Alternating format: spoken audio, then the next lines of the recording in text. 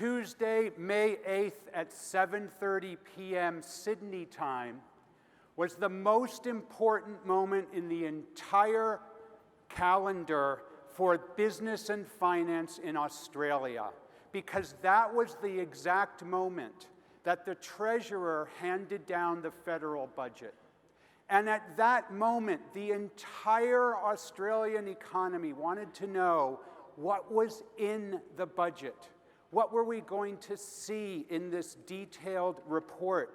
And it came down as this massive data dump, and everyone wanted to know what was in it.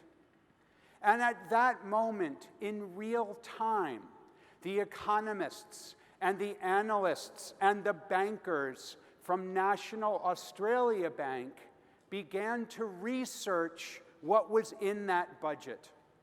And what they found as they did that research was that there was all kinds of different amazing content in that budget. And as they found that, they created all kinds of real-time content that could push out what they were seeing in that budget. So they pushed out research reports, all in real time, within hours of reading the budget, in the middle of the night. They pushed out infographics. They pushed out text-based content. They pushed out blog posts, and it was all coming out at the exact moment that people were interested in it. They used the hashtag that the entire country was using, hashtag Budget 2018, and they also announced that they were going to have a live speech early the next morning, within about 12 hours of the budget coming out, by Alan Oster, the chief economist of National Australia Bank. And then when the chief economist Alan Oster did his presentation, there were 103,000 people who were watching that presentation. This ensured that the National Australia Bank's content got into the hashtag stream that everyone was paying attention to. It got tons of notice that way. The media were then looking for people to quote in their stories about what the budget means, and all of a sudden, everybody is quoting Alan Oster in their reports, such as this report and this report. And this generates tons of attention for National Australia Bank, and in particular for Alan Oster. The idea of newsjacking is understanding that every news story breaks in a typical bell-shaped curve. The news stories always break the same. In the case of a story like the Australian budget, it might be just over the course of a day, because after a while everyone knows that news is out. Or it could be over a week or more. For example, the children who were trapped in the cave in Thailand was a story, still followed that bell-shaped curve, but that bell-shaped curve was a little bit longer in terms of time. As experts, every single one of us has an opportunity to do what National Australia Bank did, and that is to inject our ideas into that story at the moment everyone wants to know what the heck is going on. That's newsjacking. You have to be quick, you have to push it out quickly, you have to have that content that people will be able to acknowledge. And that is how this concept of newsjacking works. Now, in the case of National Australia Bank and the federal budget, they knew precisely when the news was going to come out. Those are certain types of stories. The World Cup, for example, Wimbledon, the Oscars, those are stories you know are coming. But there's a huge opportunity with serendipity, with happy accidents. The idea of a story you never thought coming. And the way to find those stories is to monitor Google News. I use Google News 3 or 4 or 5 times every single day. It only takes a minute or two each time. News.google.com on my notebook computer, or the Google News app on my mobile phone. I also will frequently look at Twitter Moments. And Twitter Moments is the Twitter application to find out what's trending on Twitter. Also a fantastic way to find news stories that you can newsjack. I also recommend reading a daily newspaper. What are the editors saying are the important news stories? I live in Boston, so my paper is the Boston Globe. Unless I'm on the road, I read the local newspaper. This is the idea of coming up with the news stories that you can inject your expertise into. And when you see a story where your expertise will be valuable, you create an instant blog post, an instant live stream video like Alan Oster did. You create an Instagram post, an infographic, a quickly produced ebook. Any of these things are a great way to get that content out there. The decisive advantage here is speed. It's about right now, it's about this moment. It's not about tomorrow, it's not about next week. And most of us are creating content that's almost exclusively created for the future, about what you're going to do next week, next month. Think about what you can do right this second. I thought of this idea of newsjacking because my first job was on a bond trading desk. I worked on a bond trading desk in New York City, and it was all about real-time instant engagement. It was all about what's happening right now. It's all about finding out what's going on in the world. And in the bond trading world, if you know a piece of news even a couple of seconds ahead of other people, you have an opportunity to trade on that news and make millions of dollars. We have the same opportunity. Every single one of us has the same opportunity to trade on the knowledge that we have and the expertise that we possess, to create content in real time, and also, like the bond trader, to potentially make millions of dollars as a result.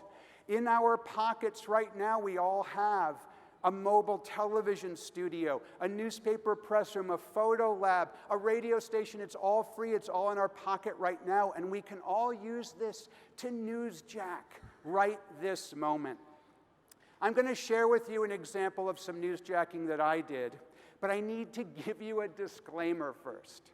I am now going to talk about the US presidential election, and I am not going to talk about politics. This is not a discussion of right versus left. This is not a discussion of which candidates are out there. This is not a discussion of anything like that. This is a discussion of the marketing aspects of the US presidential election. I am a massive geek of the marketing and PR aspects of the US presidential election. This is my collection of swag from the last cycle. I've done this for the last 5 presidential cycles, and I can't wait till November when the next cycle starts for the 2020 elections.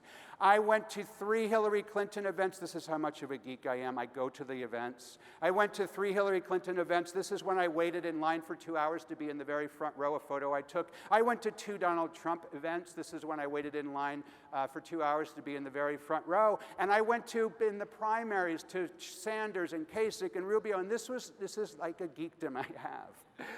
But what I do is I analyze the marketing aspects of what these candidates are doing. The first time I predicted Donald Trump would win the election was August 4th, 2015, in a blog post 18 months before the general election, way before the primaries, because Donald Trump had the best marketing. Because Donald Trump is a newsjacking master. Because Donald Trump follows the news and creates content in real time like I'm suggesting all of us can do. Here's an example of that. Hillary Clinton was giving the biggest speech of her life at the Democratic National Convention. Hillary Clinton had waited her entire career for this moment. It was the biggest speech ever for her. And Donald Trump was sitting in Trump Tower live newsjacking her. He was tweeting in real time commentary on her speech. What did this ensure for Donald Trump? That he got quoted in every story that was talking about Hillary Clinton's Democratic National Convention speech. The biggest speech of her life included quotes from the other guy. That's newsjacking. March 2nd, 2016, 6 months before the election, I wrote a blog post, Trump, the real-time marketing master, the pundits dismissed. Because everyone was saying, oh yeah, he's a cute little candidate, he's a reality star, there's no way he could win. And I'm like, wait a minute, watch this guy, he's got the best marketing. Then Donald Trump won. And it happened, the race was called in the middle of the night. Everyone had predicted that he was not going to win, as you all know. All of the polls, all of the punsters, Nate Silver, everyone was saying that there's no way that this guy was going to win. And when he won, oh my gosh, I have information that every reporter needs. My blog post came out at 4:20 roughly in the morning, and it said the best marketer has been elected president. Reporters and editors scrambling for how the heck did this guy win when nobody could see it coming. So I ended up getting quoted in all kinds of publications. Here's ZDNet in the first paragraph, a Forbes article in the first paragraph. Here's a technology publication, Should Tech Companies Mimic Trump's Marketing? Marketing magazine out of Australia, I'm with her, but he was the better marketer. All of these people quoting me, how cool is that? That's freaking crazy, right? I got a bunch of speaking engagements booked as a result of this. Here's one that came through from the Public Affairs Council. I know the group would enjoy hearing your perspective on how marketing impacted the 2016 US presidential election. It was a fantastic gig, loved it. This is the idea of newsjacking, to generate media attention and to generate speaking gigs. But here's the thing. To be successful with this approach, you have to push your content out there. You have to free your content. Here's the thing. Most of us aren't freeing our content. Most of us, what we're doing is we're slapping on trademarks onto our stuff.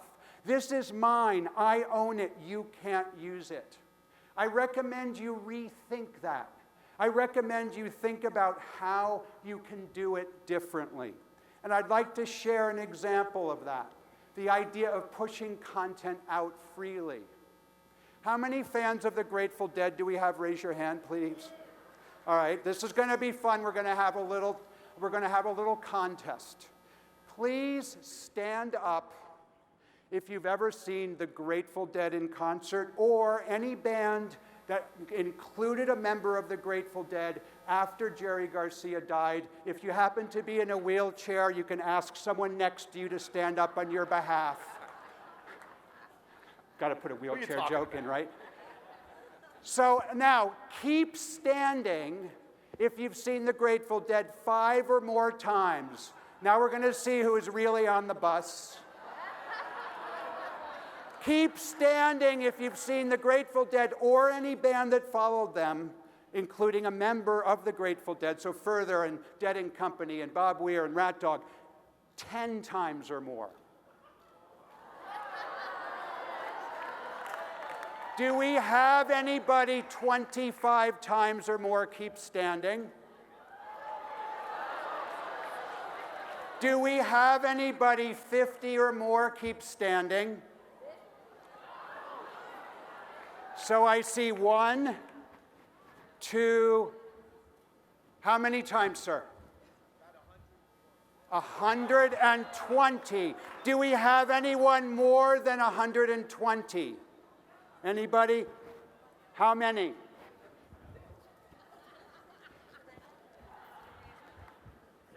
How many times? Probably close to 200 because my husband plays in a Dead band. Okay.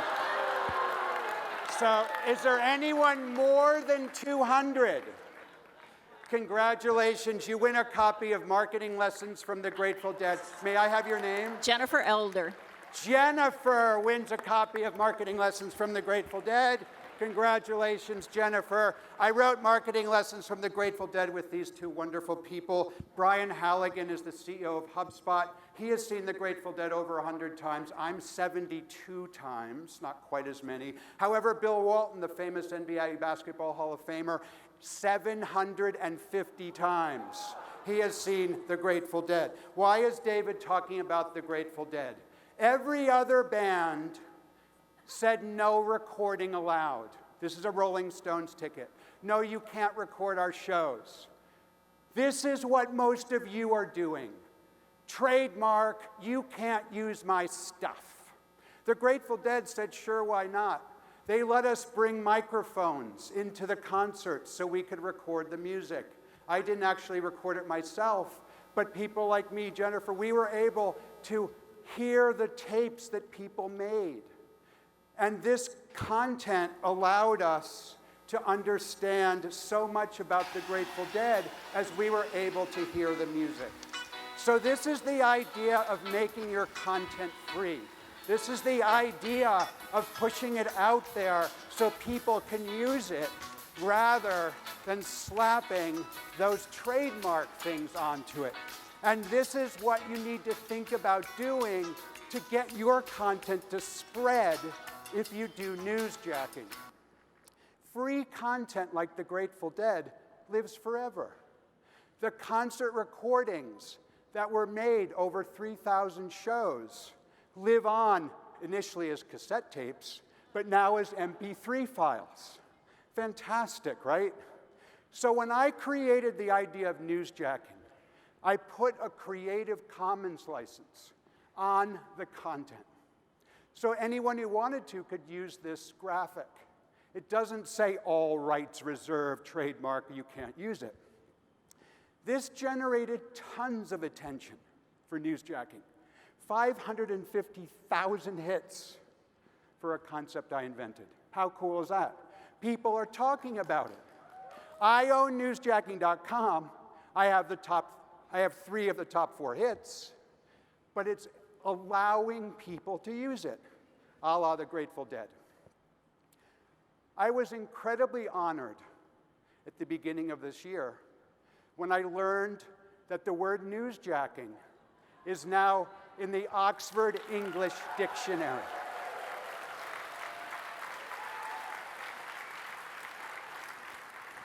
And there is no question any one of us can do this. Create a concept, name it, brand it. A la the Grateful Dead, make the content free so people can share it. And when the Oxford English Dictionary talked about newsjacking in the announcement of the new words that they chose for 2017, they said in the space of a few short years, newsjacking has gone from experimental technique to a staple in every social media savvy marketing department's arsenal. Its contemporary iteration dates from the early 21st century as popularized by marketing and sales strategist David Meerman Scott. But every one of us could do the same. Okay, so this comes out. This is a little bit of a meta alert. I'm just going to give you a little bit of a warning. Okay, so the newsjacking comes out. It's in the dictionary. How cool is that? Oxford English Dictionary. Oh, the guy who invented newsjacking has to newsjack the fact that newsjacking is now in the dictionary, right? You got to do that. And it was shortlisted for Word of the Year. So I pushed that one out, got tons of attention for the idea of newsjacking. That's exactly what every single one of you can do. You follow the news stories. Your expertise is in demand at this particular moment. And you push out content, a blog post, a tweet with a hashtag, a video at exactly the moment the media and your potential speaking customers or consulting customers need it. It's exactly what Mitch Jackson does. He's a lawyer in California. Mitch comments on the legal ramifications of stories in the news. So when Paul Manafort was indicted, he wrote a blog post, What to Do If You're Going to Be Indicted. Perfect, right? Exactly what you guys can do. California revenge porn law, a lawyer's perspective. This gets Mitch tons of attention. This gets Mitch quoted in stories like this from USA Today. Mitch Jackson is a newsjacking master. Donald Trump is a newsjacking master. Every single one of you has potential to become a newsjacking master. Mitch said, newsjacking has allowed our Southern California law firm to expand its sphere of influence from local to global. As well, newsjacking generates speaking engagements for Mitch Jackson. And that's exactly the same thing that you can do. You can achieve exactly this same success. I'm David Meerman Scott, and this has been Newsjacking. Thank you very much. Thank you very much. Thanks very much. I got to take a picture.